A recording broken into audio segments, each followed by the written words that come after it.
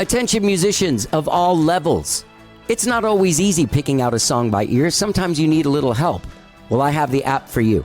Whether you're a professional musician or a beginner, Ultimate Guitar is an amazing app. For just $2.99, you get the chords and tabs on guitar, bass, or ukulele for over 1 million songs. They're all available at your fingertips. You also get tools like a tuner, metronome, chord library, lessons, videos, and more. You can find out any song you want. It also has like transpose button. It has auto scroll that you can change the speed to so you can play along with the song. A lot of the songs have the lyrics there so you can sing along with them. Ultimate Guitar is an amazing app. Just go to ultimateguitar.com or download the app to your phone today and start playing. Start playing any song you want. Ultimate Guitar, that's the place for you. Let's get down. And you may ask yourself, well, how did I get here?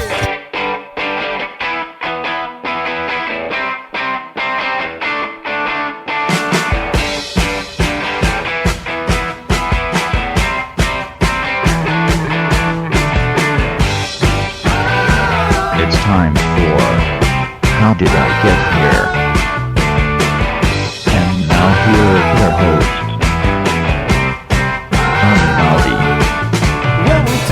All right, hello, I'm Johnny. I'm your host. Welcome to the show. I hope you guys all had a good weekend, whatever it is you did this weekend. I hope that you had a good South by Southwest if you were out there taking that in. Boy, it's back in full force this year, guys. Like last year, they did a scaled back South by Southwest. This year, they opened the floodgates. It's back. And it was firing on all cylinders. When I say that, what I mean is it was going on. Like everything from like the Keanu Reeves movie premieres and like the parties with Keanu Reeves and Chris Pine and all this stuff to like rock star stuff to like buzz bands that are, oh, come on out, Hotel Vegas, see this band from wherever. That's the new thing. And then also like the local stuff was back.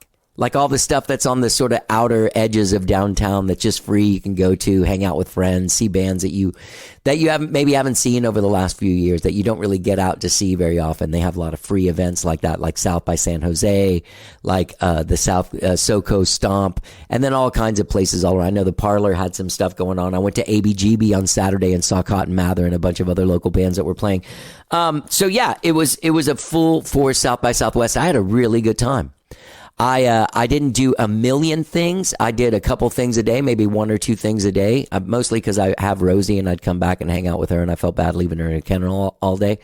But I saw the Austin Music Foundation had our showcase on Friday night at Sheraton Garden. It was the first night that it got cold, but everyone played really great. Jake Lloyd was fantastic. Poet Hawkins, gorgeous. Played with a saxophone player. That was pretty cool. Our friends at Dead Coats played really well. And I left before El Combo Oscuro, unfortunately. I was cold. I was really cold. I didn't come too prepared for that thing, and I got real cold and ended up coming home. But overall, it was a really good South by Southwest. I did have a really great podcast experience that I'm very excited to tell you guys about. I'm going to go ahead and tell you about it. I did a collaboration with Magnet Magazine's Magnet Classics podcast that goes through and finds modern classic albums from like the 90s on, right? So Cotton Mather, it's like 25 years since they released their classic album Kon-Tiki, and they didn't really have any plans on doing it. My friend that does that podcast, Hobart Rowland, and I were talking, and I was like, hey, let's do a collaboration and do like a Magnet Classics podcast. And How Did I Get Here present Kon-Tiki by Cotton Mather. And so we sat down and did that podcast. It was a great time, great hanging out with Robert. Then I got to go see Hobart and I both went and saw Cotton Mather on Saturday. Saw them play, see where they're at now. Where's Robert now in the middle of this thing? You know what I mean? Still playing songs from Kon-Tiki. There was the set still has the songs that they play. The album they draw most from in their live set is Kon-Tiki. So classic album. Get out there and listen to it. And over the next couple of weeks, you will hear this great podcast. What else is going on? Oh, Friday, Skyrocket is playing at 310 ACL Live. Yeah, that's Friday. This Friday, March 24th, we'll be playing an all 70s music set. All 70s music. I'm not even going to tell you what we're going to play, but I've been learning some pretty whack shit for this show. Some stuff that I never thought I would play. And I actually was like, I'll never play that song, like vehemently, but now I'm so excited to play it and I can't wait for you guys to hear it. So if you don't have your tickets yet, go to 310 ACL Live. I think it's 310austin.com. Maybe, I don't know, just look it up or go to skyrockettheband.com and click on the ticket thing for the show. It's going to be great. It's going to be a good time. Come on out and have fun. Gang, I have a great show for you guys today. I do. I have a fantastic show. Singer-songwriter Chessa Rich is my guest on the show. She's from Durham, North Carolina. If you haven't heard about her, you're going to love this record. She's got 3 singles out from it. The record's called Deeper Sleeper, and it drops on April 7th. But she's got 3 singles out now called Sleeping is Easier, Julia, and the one you'll hear today is Dirty Wine Glass. There's videos for some of these songs, too. You can get out there and see them. I'll put links to it. This is a concept album. Now, I got the email from her publicist, and I read about it, and I was like, oh, this seems interesting. So I went and listened to it, and she's a fucking great songwriter. These are great songs. They're beautiful. So this is a concept record about the years that she spent with an undiagnosed sleeping disorder that dramatically influenced her relationship to sleep, productivity, dreaming, and creativity. Each song reflects a different aspect of her relationship to sleeping and dreaming and what it did to her. We have a really great conversation. Really great conversation. She's very funny. We talk about sleep apnea and the machine and stuff. And yeah, man, we talk about all kinds of stuff, man. She's escaping a small town, getting into Joni Mitchell, obviously dealing with an undiagnosed sleep disorder, and making this record. And hopefully she'll be getting out and touring soon. Chessa, I want you guys to listen to this podcast. I know that sometimes if you don't know someone's name, you're like, oh, I don't know this person. But check it out, man. She's a really, really cool person. She's got a lot to say. And if you do listen to it, let me know. Let us know on our How Did I Get Here Facebook page, or I'm at Johnny Gowdy on Twitter and on Instagram. All right. So without further ado, this great singer-songwriter from Durham, North Carolina, and I have a fantastic conversation. I hope you enjoy it. This is me and Chessa Rich chatting it up.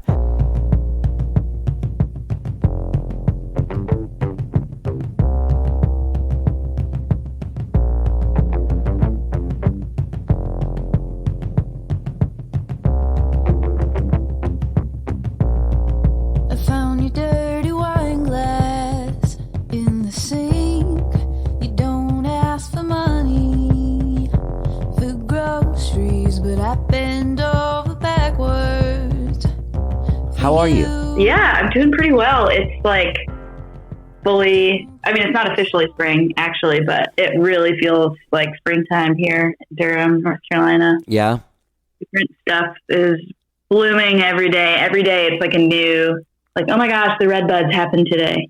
Oh my gosh, the daffodils happened today, you know? Yeah. Oh my gosh, the narcissus are up. It's just like very exciting. That's happening here. I'm in Austin, Texas, and the bluebonnets are out already, which is our state flower, and they, all these long drives, they're everywhere. But you know what happens to me is I'm like, I start freaking out because I'm like, isn't it like 3 weeks early? Like, is the end of is this like, is all this great blooming flower stuff the end of the world? Is it going to start coming on Christmas in a couple years? I know. Yeah, it's true. But we got to enjoy it now. Yeah. While we're still alive. Right. Before it goes up in flames. Mm-hmm. Yeah, I know.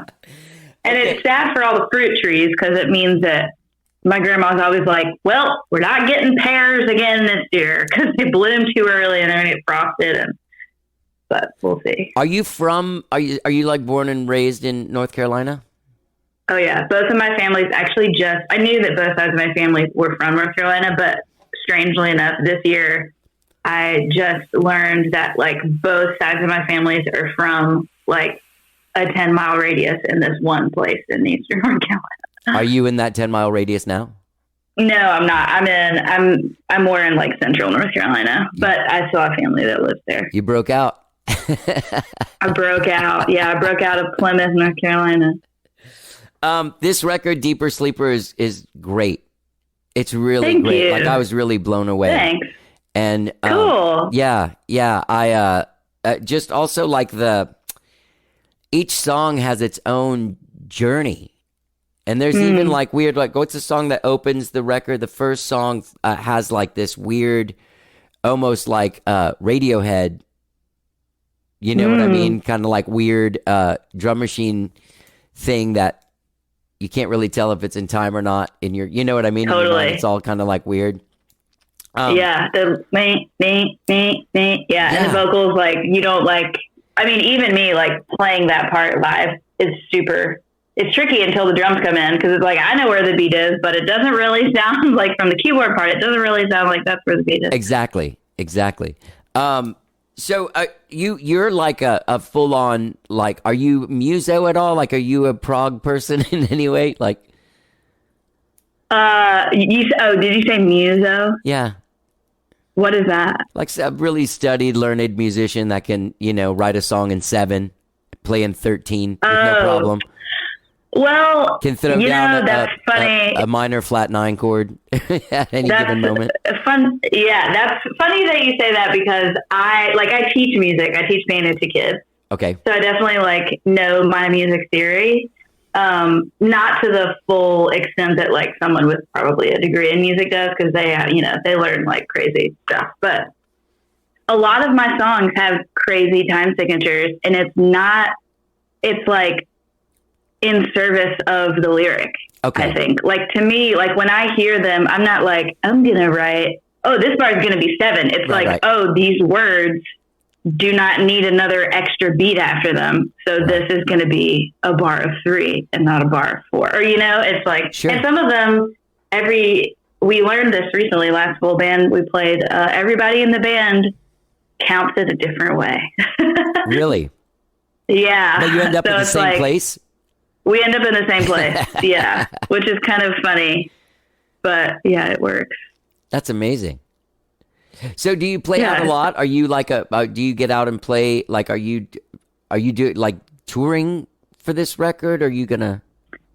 I would love to tour for this record. If anybody wants to take me on the road as an opener, I'm available. And I have a couple of record release shows booked for April, but not playing anymore until then.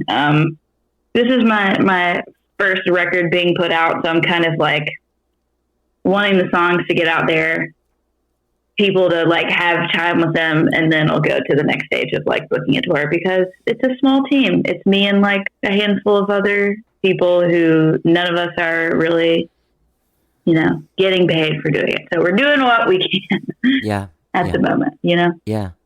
When your publicist sent the thing, a lot of times, when I'm looking at somebody that isn't super famous or something, from somewhere else, and I'm like, I don't know, but then I'll sometimes the music will just get me, and I had this feeling, and even I deal with that guy Bobby on different bands and stuff. He sends me artists, and cool. I pass on artists all the time, not in a bad way, just I don't think this is going to help either of us or whatever.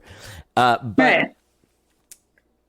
He even said it in his that he's been listening to your he's every once in a while you get one where the guy's like, dude, I'm listening to this all the time. Check this out. I think you might like it.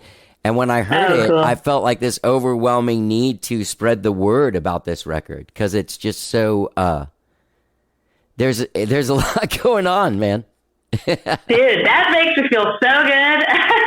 First of all, thanks for listening. Yeah, you're a great songwriter, and I enjoyed listening to the music. I don't want to have people on here I don't like, and sometimes I do have my taste doesn't match I can tell something's good even if I don't like it. You know what I mean? Totally. And I'll be that's not my thing. Yeah, but that rules. But you are my thing.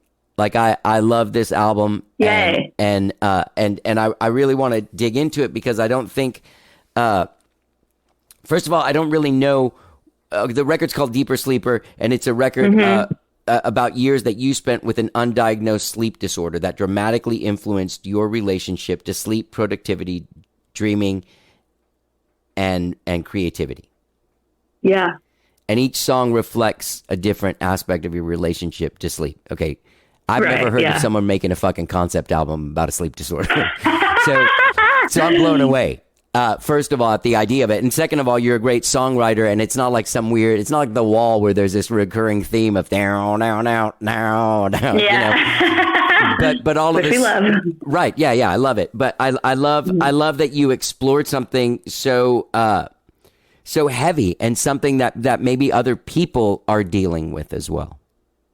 Yeah. Do you? Yeah, perhaps. What was your disorder? Can you explain it? And Yeah. Yeah. So I just have sleep apnea, which a lot of people have. Many people. The thing, right? Yeah, including my dad and grandma. And for the longest time, I mean, so there's sort of two sides of this. For the past like 5-ish years, I would say, just not sleeping well. I'm not a person I don't have a hard time falling asleep, but I'm just like waking up all throughout the night, and I'm having like 10 crazy dreams a night, which has been a theme throughout my entire life. I mean, I was at my parents' house in Burlington, North Carolina recently, and found one of my old dream journals from like the 5th grade, and like pink and purple pen and stuff of like dreams that I really vivid, like crazy symbolic, like pretty heavy dreams that I had as like a 5th grader. So like that's always been a thing. And so I sort of thought that was normal to be like waking up so many times and having so many dreams. And my partner, my boyfriend, was like, dude, your dad and your grandma have this sleep disorder. You gotta get tested. And I was like, no, I'm just doing a lot. I'm just tired all the time because I'm like a sensitive person, and like I'm like busy, and I'm like self-employed, and I'm like, don't have any days off. And then I did so sleep apnea is basically you stop breathing. Everybody stops breathing when they sleep, but people with sleep apnea stop breathing long enough such that their blood oxygen level dips like 5 percentage points. Okay. So like at one point they recorded that my blood oxygen level was 81%, which is like, if you're in the hospital and it's below 95, you're like getting oxygen. Yeah. They're like hooking you up. Yeah. For the last, actually, I have a little connection to that blood oxygen thing because my grandma, for the last year, she's going to be 100 in May, and she had a bad scene go down last year, and I've been spending a lot of time down there with her. But a lot of the thing is checking the blood oxygen, and then I got my smartwatch to do it on myself just so I know where I'm at. Cool. Yeah. All right. So go ahead. Sorry. Yeah, but just that, and so like I got the sleep test done, and I was like, oh. That's why, it was super helpful to just realize, okay, I'm not lazy, because so much of being tired all the time, it super duper affects your mood. You like things feel more stressful. I'm like exhausted all the time. I can't, it's like super emotionally and physically taxing to like stay out late and hang out with my friends, stay out late and play a show, like be on tour and not be like, after the show, I need to go to sleep right now, or suffer through and just being like, I'm having a good time. But on the inside, you're like, oh my God, I'm dying. Was that like your project during lockdown, was figuring this out, or? Kind of, yeah. I think I'm trying to think of when. I think it was about a year ago, actually. Now that like just after, I think, yeah, figured it out, and then just so many things started to like make sense of like, oh yeah, I'm not lazy. I'm just, my body's not getting oxygen during the night. Like you're supposed to be resting. Like when you're asleep, you're supposed to like wake up and feel rejuvenated. I literally was so used to waking up and just feeling the same amount of tired that I was like, this is just normal, and so much of our culture is like, I'm like a entrepreneur and I'm like a rise and grind. Musician. Yeah. Right. Yeah. So like, this is just a part of it. It's like, it doesn't have to be that way. Right. What a weird sort of thing to have to deal with. So do you sleep with, I used to room with a dude on tour, with the machine. With a CPAP? Yeah, CPAP, yeah. That's right. I got the machine. Mm-hmm. How's that going? It's so weird. It's like, man, for some people, so as I said, my dad and grandma have it, and the like medical professionals I was meeting with and getting this, they're like, it's going to be life-changing. You're going to, like, you have no idea. Like, everybody is just like, they're a new person, and you're going to wake up after sleeping for 6 hours, and you're not going to be tired anymore. And so, like, and I mean, it's obviously an adjustment because you have a big, like, plastic thing on your face while you're sleeping. Like, that's not going to be comfortable, So there's a period of adjustment that's supposed to be like a week. So after like 2 or 3 weeks, I was like, okay, I'm just sleeping worse now because I have a plastic thing on my face. Yeah. And I never got to that moment where I was like, I'm changed. I'm a new person. Like, I feel like I was sold a lie on this thing, or just, the lie that like, it is going to be the same. Some of these people had this experience and you will too. you know? And it's definitely improved. Like before using the CPAP, I would basically have to sleep like all day for like a weekend a month. Like really just like, am I ill? No, I just really need to sleep all day. Yeah. I don't have to do that anymore, but I'm not like springing out of bed after 7 hours being like, let's do this. Like I still also just am a person who needs a lot of sleep. And like, that's also a fact. Like as an infant, I slept for 10 hours a night as an infant. Jesus. Man, your parents so must it's have like, loved it. oh yeah. My parents are like, we're not having another kid after this. It's not getting any easier than this. Like we're done. And here I am, only child. But yeah, so it's like, I think honestly, the biggest thing the CPAP and the diagnosis has given me is like allowing me to be more gracious with myself and not be like, sure, it's this time, you need to get out of bed at this time because society says this is the time. It's like, no, how about I just allow myself to be rested? Yeah. How about that? How about I just give myself that gift? Crazy. Yeah. That it took medical professionals to like help me get to that place. But, you know? Is your boyfriend a musician too? He is, yeah. He is, his name's Joseph, and he's in a band called Mipso in North Carolina. Joseph Terrell? Joseph Terrell, yeah. Yeah. Uh-huh. Yeah, so we can thank him for making me go get the sleep test. He told me for like a year before I got it, he was like, just do the sleep test. Just do it. Yeah. I was like, oh, okay, just stop telling me to do it. And then I did it. Here we go. So you were talking about that you kept a dream journal when you were like a little kid too. So you've always done. Yeah. I was looking at your Instagram, creeping on you, and I saw you do morning pages, which is a very popular thing for us creatives to do. I go in and out of doing it. I'm not a disciplined enough person to fucking do it. Yeah.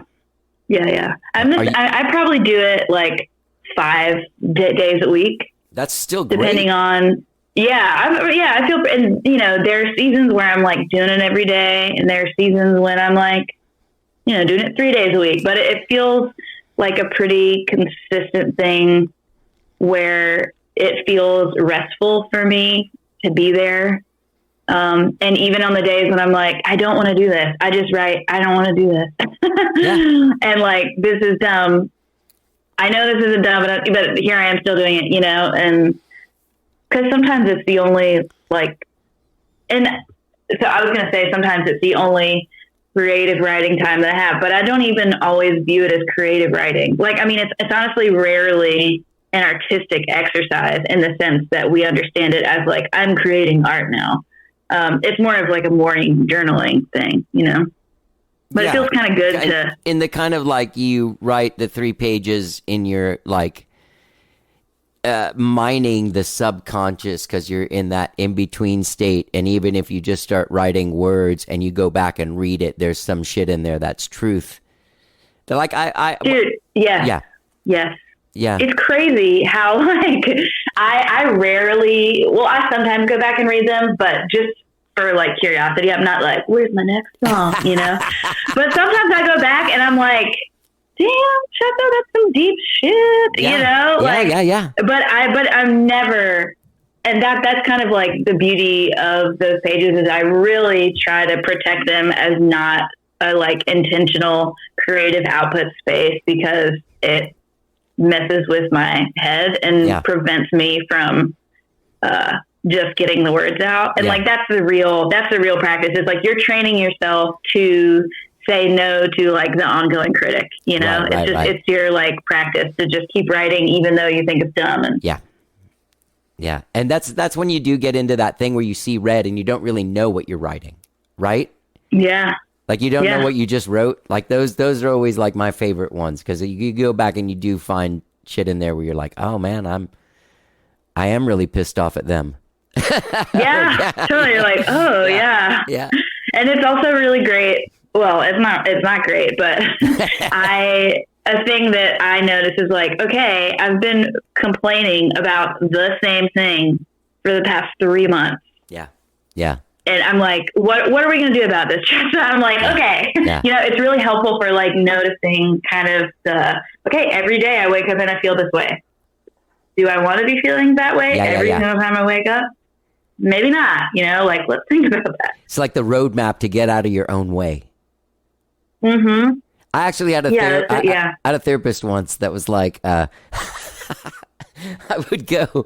I had like a set weekly rehearsal, and I was able to move my therapy appointment to like right after rehearsal, so I could do all of this kind of like work stuff in one day. Like my Wednesdays were cool. And after about a month of going there after rehearsal, she told me that we need to change my time because you're like bitching about these two dudes in my band for the first 25 minutes was kind of killing what we were working on. Yep. Mm-hmm. Dude, so true. Yeah. So yeah, in the morning. Well, what were you going to say? Go ahead. Oh yeah, I teach piano lessons to kids. And that doesn't start till kids get out of school, which is like 3. So I never have to like be anywhere. I'm often doing computer work or rehearsing or that kind of stuff during the day, but I don't ever have to be at work till like the afternoon. So my mornings really do feel like there is space in my mornings for me to be doing like morning pages, sitting outside. Like now that it's nice outside, I've just been taking my tea and just drinking it without my phone and without a journal or anything, and just like looking at the trees and like saying hello to the squirrels and stuff. And so I feel really grateful that I have, like, I like that about there's a lot of things I don't like about being a self-employed, creative person. Yeah. But one of the things I really like about it is like having mornings to slowly awaken. It's funny because that's a tough thing because as a self-employed person, especially after like the last, few years, everything got so weird, for those of us that do this weird music thing, that you wake up in the morning in almost, or at least I do, in like almost like a panic. Like, what didn't I do? What do I need to do? I'm emailing people at like 4:30 in the morning. Like, yeah, that's it. It's really like in the morning pages, and it is a constant battle. The morning is like, I don't want to say like a battlefield, but it really is having to take my real anxious, like, okay, I need to get my tasks done. Right. Brain, like, being like, oh, we are going to do that, but you need to like be a person before we do that. And that's hard. Yeah, it's really hard. Because everything around us is saying, wake up and do the tasks. Yeah. It looks because that makes you good. Yeah. Well, it looks like you found a way to meditate without the name of it, and maybe without a mantra. Well, I wish I could do the actual real meditation too. When I've made myself do that, it's so valuable and it's so good. And I am going to be okay with what I'm doing now because. What keeps you from being able to like officially meditate? Is it like screaming voices? Like you can't ever. No, I mean, off? I can sit down and do it. It's just a matter of me. Like, it feels like, especially right now in like album marketing mode, there's like 1 million things that I want to be doing like better. Yeah. And like, if I could just meditate, if I could just exercise as many times a week, if I could just go grocery shop, and it's like, I have learned in myself that I have to, like, if I let myself, I will just be like, you're worthless and look at all these stuff that you're like not doing. So meditation is the one that I've tried to incorporate and it just doesn't happen. And then I beat myself up. So I'm like, we're going to be soft and easy with this one. If it happens, great. But I can't, it's just dumb shit that builds up that is in the way. Yeah. Yeah. No good reason for me not doing it. I love doing it. Yeah. I just don't. It's hard. It's like flossing or quitting smoking or exercising regularly or. Yeah. And I mean, all of these things make me feel very good. I love flossing. I actually floss every day. Yeah. Because it's rewarding to me. And I wish that I could get meditation into that category. But I mean, honestly, the thing is stuff like that it's funny that we as a culture have built up a world where like exercise, it becomes a task in my mind, because I love exercising. Me too. I feel so good after moving my body. I love being outside. And I do it pretty regularly, but it's the first thing that goes when I get busy. You know, when it's actually the cornerstone of my mental health in like a very serious way. Yeah. And so it's like, it's weird that it's hard to like make ourselves do these things when actually if we just, because I feel so good when I do it. Why isn't that enough? Yeah. I don't know. Yeah. It's interesting. When I was a teenager and my mom died, and it was a pretty traumatic situation. And my dad put me in this all boys Catholic school, which it was just so not happening for me. But there was this one guy that was a brother there, and he gave me the best advice. And that was like, hey, dude, every day, just get up and run as fucking far as you can. Like, wow. And that will be the first step towards sanity. You know what I mean? Is getting like a puppy, like, this puppy will destroy your house. But if you get that excess energy that turns on itself and becomes anxiety out of your system, you can exist. Dude, totally. A fucking normal person. Totally. Yeah, I know. Because our bodies are not supposed to just like be static. And so much of energy and like creative energy to me is a very physical thing. Like I played flute in the marching band in high school, and those are some of my most like deeply felt, cherished musical memories where I felt like most creatively energetic and just like electric and alive with like art is like moving my body, using the air from my lungs to blow into this thing, and I'm choosing. It's crazy. Yeah, it's like wild, and playing the piano too, and just any kind of acoustic. I get really bogged down in like electronic stuff because it doesn't feel like making music to me because it's just sitting and like, and not that it isn't making music. It is 100% making music. That is not what I'm saying. But I really like the physical aspect of like moving up and down a keyboard and like using my foot there's a pedal and like hearing this instrument move with me is like, feels really cool. I am so into that. I'm going to switch my phone around just so you can see this real fast. My piano, I took all of the stuff off of it so that the strings are all exposed so it can be really loud. Cool. Oh my gosh. So exciting. Amazing. Just sitting in front of it and playing it and that physical. Yeah, it's interesting. Like you're in there. Yeah. I mean, you're obviously a lot younger than me, but I'm 54 and like I came up with like tape and 4-track cassettes in my house and like, that kind of stuff. And God, it sounds so weird to say, but I don't like recording on computers. The mindset of it is so weird, and it kind of like, I mean, there's great stuff that comes out of it, and there's amazing new level of creativity and new art being made, and there's no way to stop it. Oh yeah. But I feel like that thing has kind of turned into like really trying to carve out perfection as opposed to like capturing magic in a performance, and that's I feel like performance is kind of taken away from. Like the magic of performance isn't what it used to be.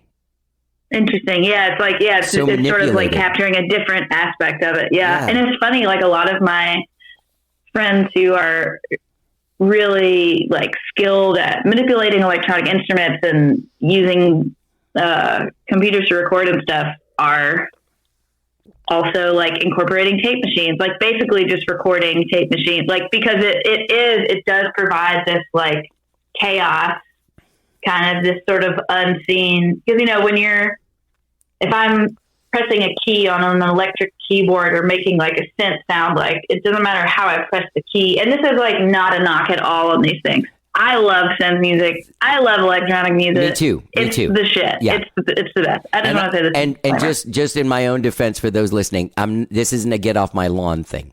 Go ahead. Oh, exactly. Oh, yeah. Stay on the lawn. There's room on the lawn for everyone. Yeah. It's funny. Like, my friends who are like just incredible engineers are also, incorporating more physical recording elements that are provide that kind of like a slight bit of unpredictability. And it's so funny too. There's like, they have guitar pedals that like mimic it's like basically an algorithm of a tape. It's a tape warble, but it's we got it so like predictably unpredictable that it sounds, and like that's cool because you can have it on stage, but it's just so funny. Yeah, it's like a cool effect to have, and it's very funny to me that it's like,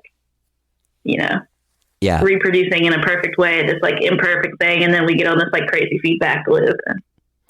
It is funny, isn't it? So yeah, I kind of felt like you were going to be really cool to talk to, and this so far has been great. So I'm not kicking you off the show. Great, yay! You're very easy to talk to, and you seem like just a good soul. Same. I feel the same way about you. Thanks, man. All right. Well, now we've declared our friendship is public. Yes. People know. There's a song. I wish I would have written it down, but there was a song that would come up when I was listening to it. Did you listen to Joni Mitchell? I saw your influences, but there's no Joni. But there is a song that like you're like, oh yeah, she did some time with the Joni. That's funny. So it's a piano song, but you know what I'm talking. The melody has this kind of like cadence of Joni. Not a ripoff, but like a good. Oh yeah. A good like you've obviously you've been there.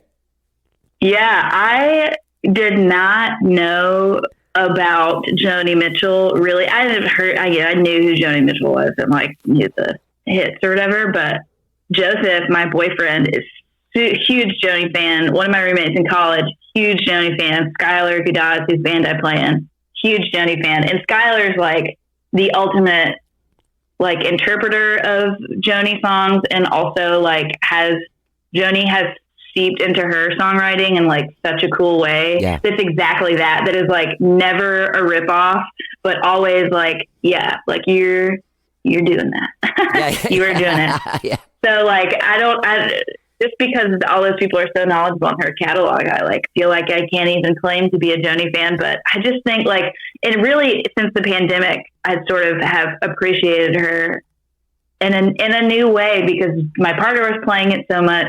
And it's just like, it is wild. Her songwriting is so wild. It is like all over the place and yet so melodically like satisfying, and not in like a Paul McCartney way. Right. Yeah, that's a good distinction. Yeah, and like, yeah, and actually on this, for some of these songs, I like just messed around with some open guitar tuning. And feel like I was like, oh, this is how you can create these kind of squirrely sounding things. Yeah. But when you just are messing around on an open tuned guitar, you're like, oh, this just makes so much sense. Yeah. But it has this sound that is, kind of like reaching on the edges of like chordal harmony and then like bringing you back and then going to this new place, but it all fits somehow. Right. One of my favorite things about open tunings is whenever I've explored it. There was one time I explored it that I fucking drove myself insane because I had to bring like 7 guitars to shows, and that was this is the other problem. Terrible, terrible idea. But the one thing was I've played with different people my whole life, but like for the last 30 years, is like one dude I've played a lot with, like this dude that he and I have done so much stuff together, but. I would come and show him these songs. And I'd be like, I don't even know what chord this is, man. This is like, I invented some fucking chord. He'd be like, no, it's G, dude. Yeah. Dude. Like you're still strumming G, but you're doing it a little differently. It has a new voicing. Yeah. And you think it's like a new chord. Yeah, totally. And it's like, that's kind of my experience on the guitar always, because I feel so much more comfortable on the piano. And like, getting an open tunings is I literally wrote a song with C, F, and G, only those chords, but it's like a revelation to me. And it is, because those chords are a revelation. There's a reason why so many songs are just 3 chords, but it allows you to like hear it in this fresh way. And there's also, there's different colors in open tuning. And it's like, you get bored with just a like, ring, this is a G with all of the notes in it that are always there, but like it's cool to have it like be different like color and stuff. Yeah. Yeah. So what was it? Did you start on piano or did you start on flute? What was going on there? I started on piano, and then I played flute in middle school and high school. Did you ask to, did someone tell you you're going to take piano lessons, or did you ask to take piano lessons? I don't even remember.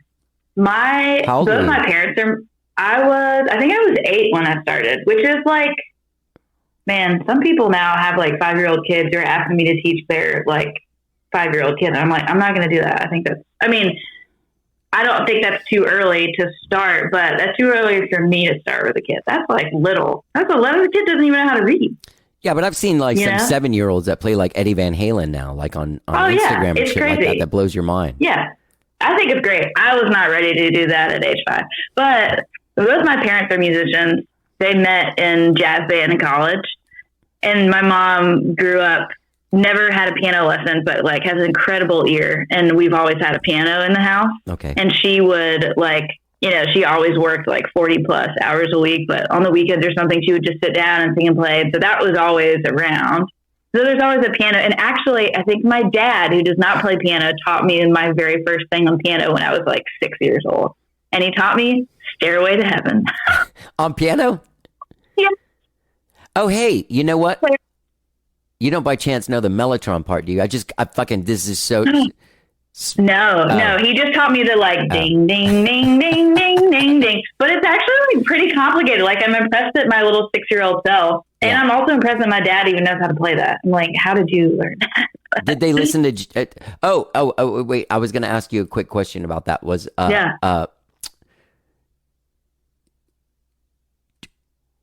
You were how old when you started playing?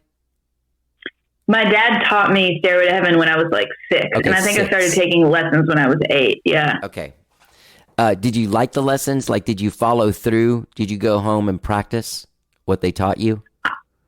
I did. Well, okay. This is a thing that happens this is very common with kids who are like musically gifted in some way, is that like for the first year or so, there are a certain number of kids who can kind of get by without practicing because like, this is easy, you know? Yeah. I think there's a little bit of that at the beginning. But then when I had like this one teacher, her name was Miss Arthur. She was probably like 65. She was my dad's middle school band director. And the reason why I got to take lessons from her is because she came to the little ballet studio where I was taking ballet, and she had a little room in the ballet studio. So I could go straight from ballet to piano. And they didn't have to drive me anywhere. I just walk in there in my little tights and sit down with Miss Arthur. And then after a couple years, my parents were like, we need to I think we need to level you up. So I must have been practicing because they were like, we're going to get you a different teacher. She was great, but they had this other person. Actually, the director of the jazz band that my parents played in, his wife was a piano teacher. And so I started taking from her. And then, I did practice a lot. And then I got into high school, and then high school just gets so busy because I was a freaking overachiever. And every week it would get before the lesson and I would like cry because I was like, I didn't practice this stuff. I'm about to go to the lesson. We're going to do the same thing we did last week. And I would like want to quit. And my mom was like, you can quit, but you have to make it to recital. Like after you do the recital, you can quit. It's fine. And I don't know if she knew this was going to happen, but every time I would actually get my shit together and learn the whole song for the recital and have a blast performing it and then be like, I don't want to quit. It was like, she knew that like, if you would just put in the time and get to a place where this is actually fun for you, actually play the music and not just regurgitate the notes, right? Then you'll want to keep doing it because it's the best. Right. And that's always what happened. There is that moment in your life where you connect, and you all of a sudden you know what you're the master of it. Like you're the person coming up with the thing. Yeah, and it's just like it always ended up being fun, and I wish I would have spent more time on it, but there was no time. I was like, doing all this other stuff, and I did it as much as I could. What did you think you were going to do with your life at that point? Like when you were in high school, did you have a different dream? Were you going to be like I had no dream. I had no dream. I tell you what my dream was. My dream was to get all A's and to be the best at school, and like go to a good college. And I loved music. I loved marching band. I was the drum major of the marching band. I loved singing choir at my church. I opened for, I was like playing in little bands in high school, and it was like the most fun thing. And it Wait, who'd truly you open did for? not. You were about to say you opened for someone who? Oh, I opened for like the other high school band. Oh, okay. I wasn't like opening for people, but I was like, I was solo opening for like Peekaboo Exit Wound was my high school boyfriend's band at the time. They were awesome. That's a great name. It's Shit, that's off a of the great like name. Alien. Yeah. Peekaboo Exit Wound. Yeah. It was they wrote a rock opera called Ruthie the Clown, 26 song rock opera in high school. It's amazing. It's truly amazing. Wow. I know. Was it It's good? gotta be out. It's so good. Really? It's so good. Yeah. I'm going to do some internet searching and send it to you because it's like, man. And I just thought they were the coolest because they were. But yeah, it truly never occurred to me that I could like do that, that I could keep doing that. Right. And I don't know why. I mean, I think it was I know it was a self-confidence issue of like, people who do that are like prodigies. They're like super good. They spend more time on it. They're more talented. They're, all that kind of stuff. So it was just like I think for maybe a week I considered like minoring in music, but I was like, I can't do that. I'm just like, I can't do that. What did you major So I in? just did. I have a degree in linguistics. That's great. Yeah. It was super interesting. Yeah, really cool. And it, obviously it's not musical, but it's studying like how we communicate with sounds. That's what linguistics is. Yeah. Like how are we governed by this set of rules that we don't even know about that shape how our tongue and lips move and how we communicate ideas to each other? Pretty wild. And how does that change like geographically and among like subcultures, and how has it changed over time? And it was really fascinating. I guess it would have something to do with, what you do now as in your singer-songwriter role in your life. That's what you're doing. Yeah, kind of. Yeah, totally. Telling people how shitty you've been sleeping. Exactly. Song. Yeah. Hey, I'm tired. Hey, everybody. I'm tired. Are you tired too? We're tired. So when were you playing in bands in college? Where'd you go to college? I went to UNC, Chapel Hill. Nice. Tar Heels. Yep. Like 30 miles away from where I grew up. Is the Cat's Cradle? No. Where's the Cat's Yeah. It isn't. Okay, Yeah. I've played there a few times. It is. Yeah. In Carborough. Dude, it's awesome. It's like, and there's also Memorial Hall, which is where it was just like the venue on campus. Like I saw Sufjan Stevens at Memorial Hall when I was like a junior in high school. Nice. And My Brightest Diamond opened for them, and she like blew me away. And I've been like a huge Sharon Nova fan ever since that little show at Memorial Hall. But no, so my college boyfriend was in a band in college, and I would like sing with them at parties. There was this co-ed arts frat called St. Anthony's Hall. Cool. Yeah. Oh my God, they threw the best parties, just the best parties. And they would often like be the band for the parties. So I would sit in. We one time did a mashup of MIA's Boys with Britney Spears' Womanizer. Oh, nice. And stuff like that. But no, I wasn't writing music. I wasn't like creatively playing in anyone's bands till like 3 years after college. So I moved away, then came back, and then was like, hey, I could probably like, if you like tell me exactly what you want me to play, I can like probably play keyboard in your band, which is absurd because I could do way more than that. But again, I was like, I can't. Yeah. Dude, my friend Howard he's a comedian, and during the pandemic, during the lockdown era, he tried to start a class action suit against Sufjan Stevens for not finishing all the States albums. Because he said he was going I would to. get on that. Dude, I know. He didn't even get close. That was a marketing ploy, and we all fell for it. Every single one That's of his us. thing. Yeah, we all bought that album. It was back when you had to buy albums. Yeah. When that album came out, Come On, Feel the Illinois. So he's like, we need that, like a class action lawsuit where we all get our $12.99 back. Yeah. Or like, I don't even want the money back. I just want him to make the record. Yeah, yeah. He can crap those things out. He's great at just, Yeah.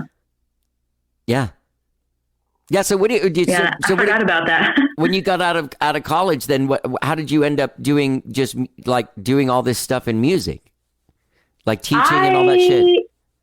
Yeah. Well, so I moved to Spain after I graduated from college cool. and it was very fun. The Spanish government has this program where they hire native English speaking college graduates to be like English language assistants in their bilingual schools. And you work 13 hours a week and they pay you more than enough to like live there and also travel. It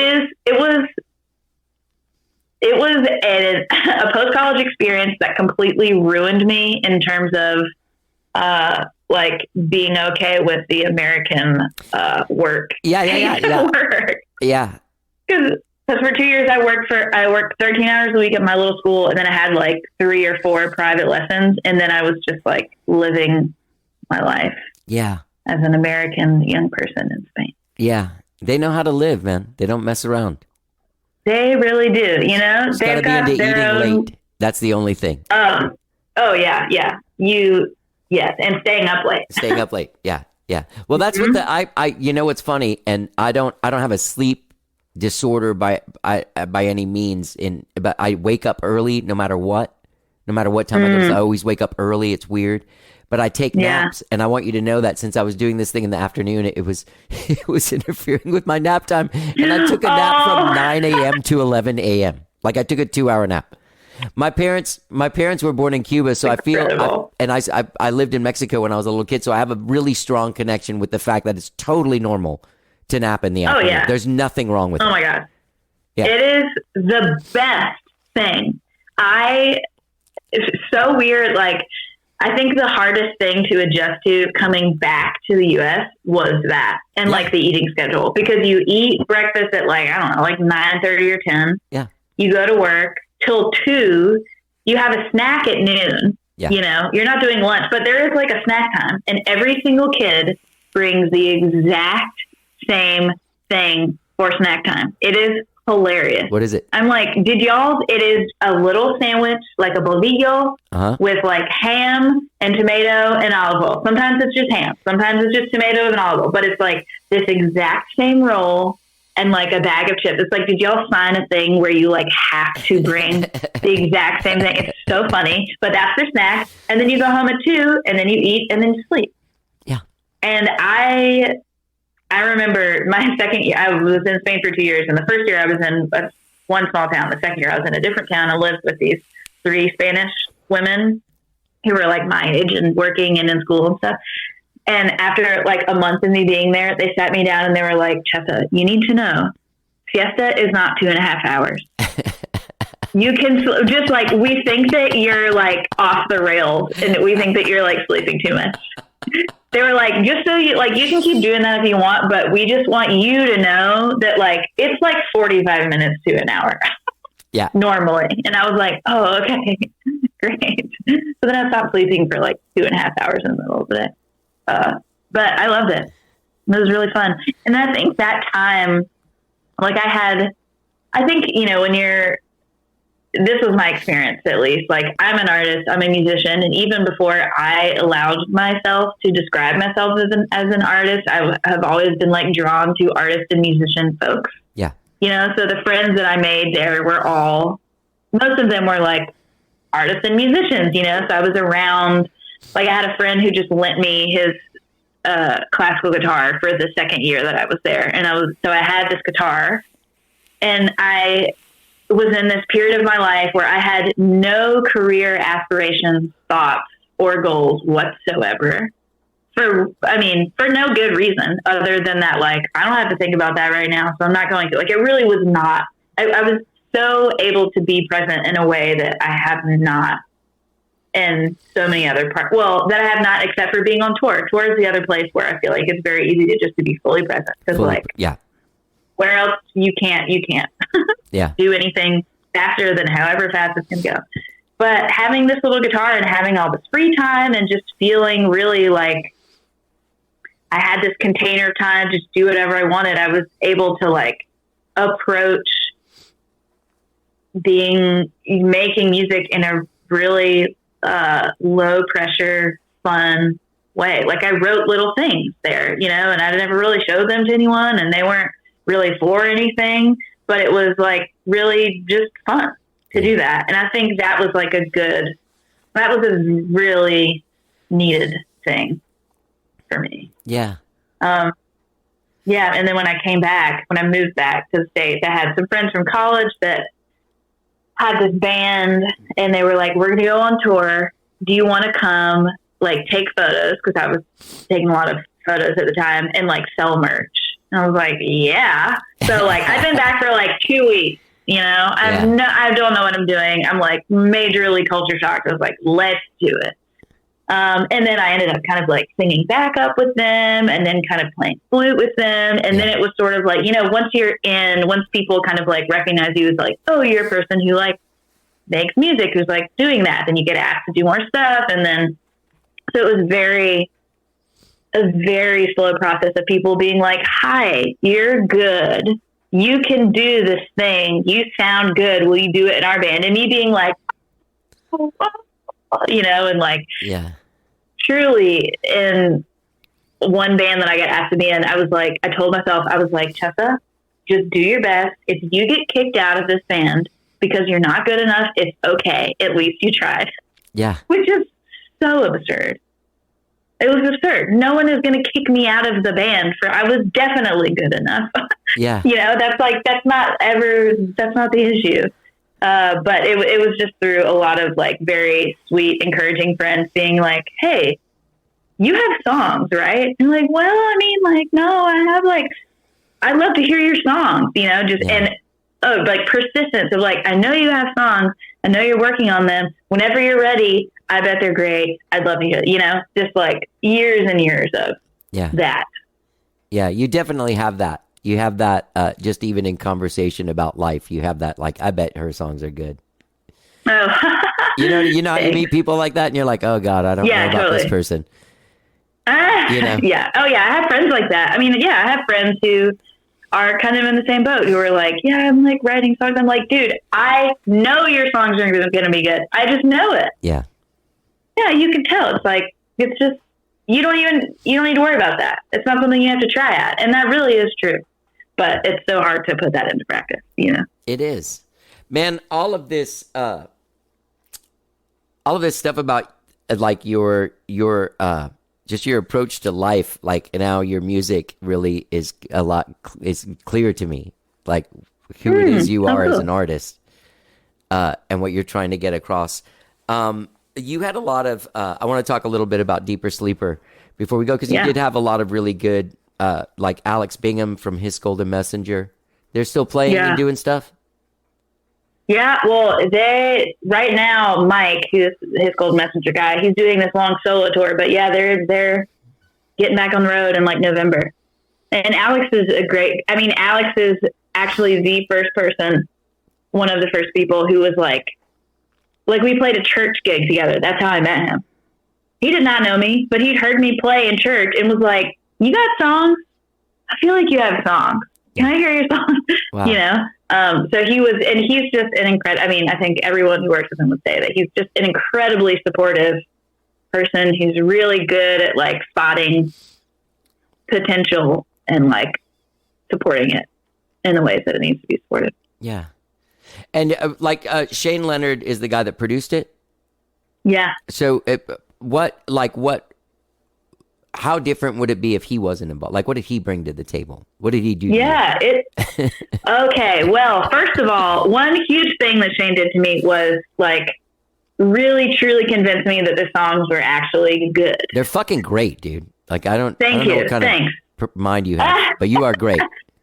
Well, thanks. And just and really kind of like made me understand that for myself, because I think no matter how many people tell you like this is good, if you don't believe it for yourself, then it's kind of like a moot point. Yep. But just because I respected his music so much and his opinion so much, I was like, maybe there might be something to this. He also played drums on the whole record. Oh, wow. Okay. Yeah. And he's really good. He's so good. Yeah. And also just, some of these songs I had been playing live for a while, but a lot of them I hadn't. And like, I don't play drums. I love to play drums, but I don't play drums. So I really didn't have any like specific beat ideas for any of these tunes. So bringing in like specifically on River, which is the kind of like proggiest, like fusion-y kind of one. It's like that. So down, and I always played it on like a halftime kind of thing. And he has like totally transformed that song. Yeah. Which is so cool. And he also is he's a hilarious person. Like he's a funny dude. He's so fun to be around. Incredibly professional and also so great at like pushing the band. Like we did a lot of stuff live, surprisingly. I wasn't like, that's great. We didn't go into it being like, we want to do this live, but it was kind of like, this feels like the easiest way to do it.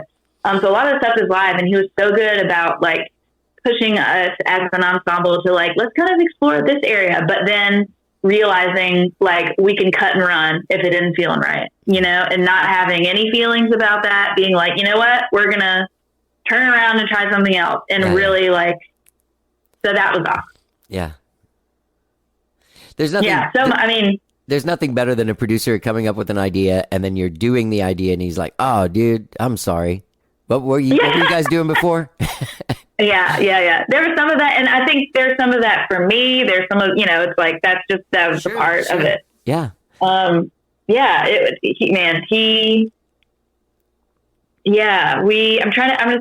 need to get the track list in front of me. Trying to think of like Dirty Wine Glass, which is, no, it's okay. I know them. The thing is that there's only 2 songs right now that like by the time this comes out that people can hear. Right. So, exactly. Julia so another one is coming out. Oh, there is? When is this airing? I don't know. Okay. Well, probably Dirty Wine Glass will be out by then because that's coming out this Friday. Okay. That was one that really underwent a transformation under Shane's guiding hand, because that acoustic guitar, there's an acoustic guitar that comes in. Like that's how I wrote that song on acoustic guitar. Okay. In an open tuning, in a pavement tuning, actually. I was learning a pavement tune in D-A-D-A-B-E. And then I was like, I think I just wrote a song in this tuning, So it was just like an acoustic guitar number. And it's like, it is very different from that now, which is very cool. That's great, man. Yeah. Okay, so I'll play Dirty Wine Glass on the show then, because I think it's going to come out next week during South by Southwest. Oh, great. Cool. Yeah, that'd be awesome. The record actually comes out on April 7th on Sleepy Cat Records. Is that your label or? That is some very close friends of mine's label. It's weird because I thought because everything's so sleepy on this record that maybe you just thought of that. I know. It's funny. And no, completely unrelated. Yeah, but my EP that I put out in 2018 was the first thing that Sleepy Cat ever put out. So it's like it's definitely the homies. Yeah. At that record label. Yeah. Yeah. So you're going to be doing some shows regionally around where you live and further stuff later if you get a tour with somebody or something. Yeah. Right? Yeah. Mm-hmm. All right. I want to meet you and see you play live at some point. Well, you got to do that, and you got to let me know if you're coming around to North Carolina or Southeast at all. If I ever go back, if they have me back at the Cat's Cradle, you never know. I can't remember what happened last time. There's a video from like years ago, like almost 20 years ago, of some solo song on there of me on YouTube that I have no record. But I remember going there a few times. It's a great place. And so since you've been there, they have added another venue to the side of it. It's called the Back Room, and that's where I'm doing my record release show. Oh, and it's fantastic. great because it's like I think it's like 200, 250 cap room, and it's like newer, and it has like a little balcony, and it's such a great mid-sized room. Has that been It's in wonderful. like the last 7 years or so? Yeah. No, I do. So maybe you've been there since then, but I think I have. There's a place you ever go to. You ever go to the Rockwood Music Hall in New York? I have never been, but you know all some of my friends have played there. Yeah.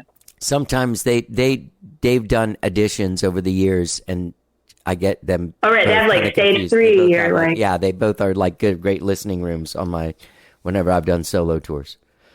Yeah. That place is great, and it's cool because it's like I'm playing the Cat's Cradle. Yeah. You know, and people are like, "Whoa!" And I'm like, asterisk back room, but it's still Same thing, still man. prestigious Cool and as cool. shit. Yeah. What's your website? Is it chessarich.com or what? So it's sleepycatrecords.com. Okay. I think it's Sleepy Cat Rec actually, and you can have like a little page there. Okay. And people And can follow Instagram you on and Facebook. Instagram and stuff and find out when you're playing and stuff, right? Totally. And I do update those frequently. Unfortunately, that is a thing that we have to do now. Yeah. So I am on there. Yeah. Well, this has been great talking to you, and I want to thank Bobby again for introducing me to your music because this record's just gorgeous, and listen. I will keep on listening to it. Luckily, I can listen to it on my private SoundCloud link as long as I You want. can. Haha, people. Yep. As long as you log how many times you listen to it and stream it that many times. So I get my 0.003 cents. I'll make sure. for every time. You get money from SoundCloud? No. From Spotify. streaming services. Oh, right. That's what I mean. Of course. Well, I'll Yeah. still listen to it during streaming service when it's on streaming service. But Julia, Sleeping is Easier, and the song you were hearing on the show, Dirty Wine Glass, available now from the record. Chessa, it's been great meeting you. That's really your name, Chessa It's Rich? been awesome. That is really my name. You sound like a really famous country singer. When I first saw your name, that's what I thought was going to be like.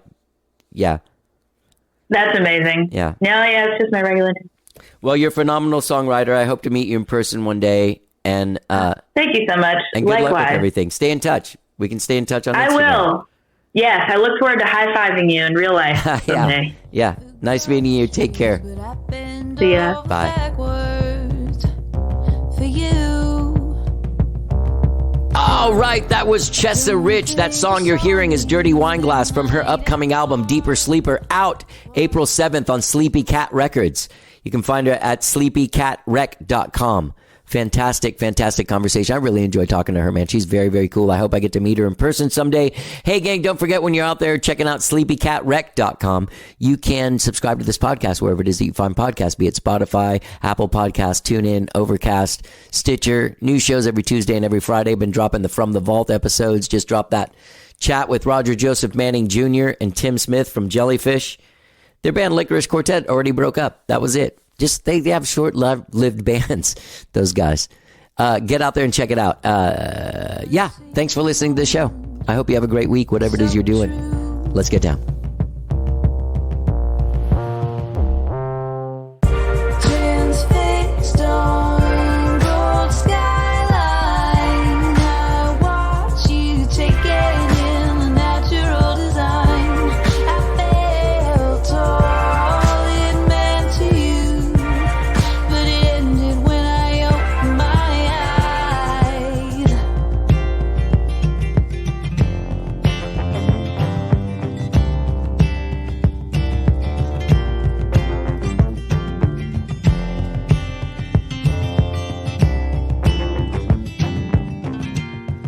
You bought us the biggest glass you could buy.